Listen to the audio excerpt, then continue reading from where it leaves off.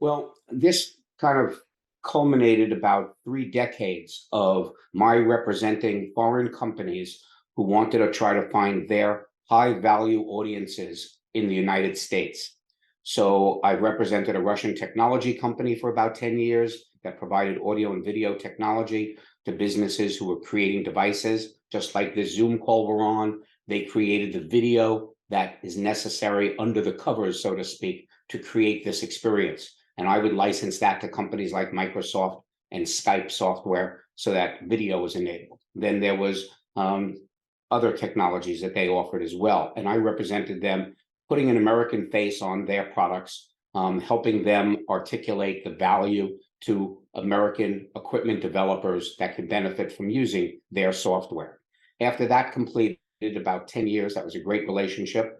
We still look to no reflection on current politics with Russia, but the people, wonderful people, and I had a great relationship. We still exchange birthday and Christmas cards, so that continues today. But in 2010, I finished that relationship because I had grown the company to about as far as it could go, and they were actually creating exits for some of their divisions into being purchased by other companies in the US.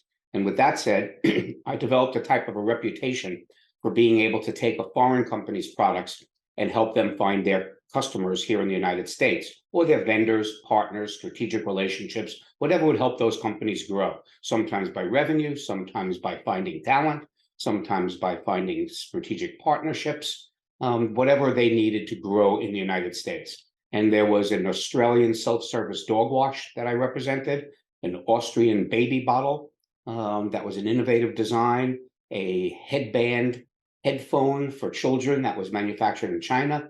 And I did very well as a hired gun, so to speak, a commissioned salesperson.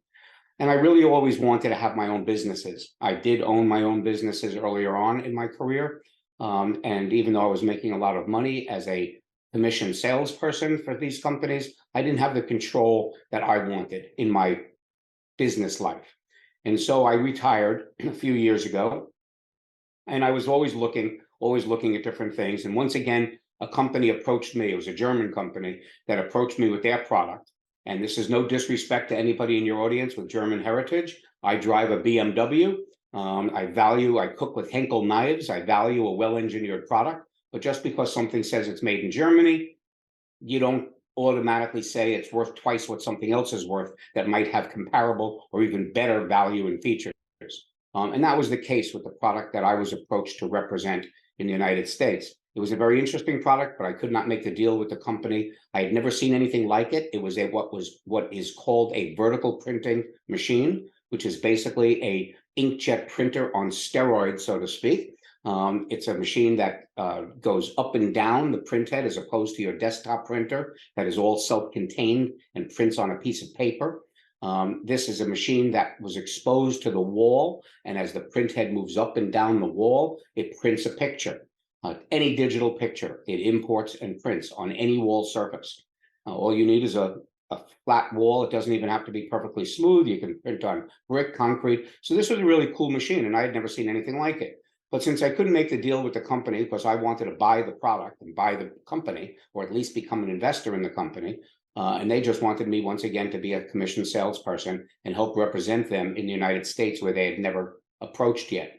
And so I did my homework, and I found out that there were only 5 companies, Ezekiel, that made this type of machine. There was the German company that approached me. There were 2 Chinese companies. Chinese don't only copy us, they copy themselves when they see something cool and interesting. So there were 2 companies in China. There was one in Australia and one in India. 5 companies in the world that made this type of machine. The originator of the technology was one of those Chinese companies. After kicking the tires, so to speak, of all 5 of them, I learned more about the machines and the technology.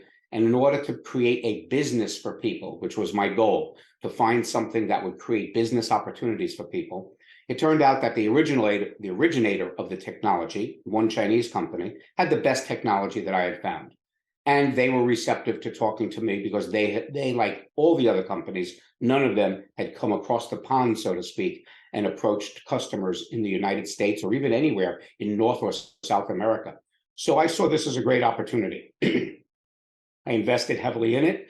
Today, we're excuse me, we're 3 years 3 years into the um, business. We have more than 100 customers with 120 of our wall printing machines out there. We now have created a floor printer as well that can print on floors any kind of digital artwork. And and now we're growing businesses for other people throughout Canada, the United States, Mexico, Puerto Rico, and South America and the Caribbean. And those are all the territories I own and support out of our warehouse and factory in Wilmington, North Carolina. We manufacture our own inks to support our customers, provide warranty service and training and everything else they need to be successful. It's not a franchise. We don't reach into our customers' pockets and take revenue from them. We don't tell them what they have to call their business. It could be Brooklyn wall printing. We, in fact, have a wall printer in the Brooklyn area. We and in Staten Island also, since if your audience doesn't know, I just learned you're in Brooklyn. So we do have 2 wall printers in the New York metro area, and we're expanding. As I said, we have 100 customers in territories throughout our Western Hemisphere today. And that's where we are. We're all about providing successful business opportunities for people who want to take control, or perhaps they're in a business like a painter or a general contractor or an artist, a muralist who wants to deliver something else to the customers they already have that could appreciate some kind of wall art. And that's what we're all about. Nice.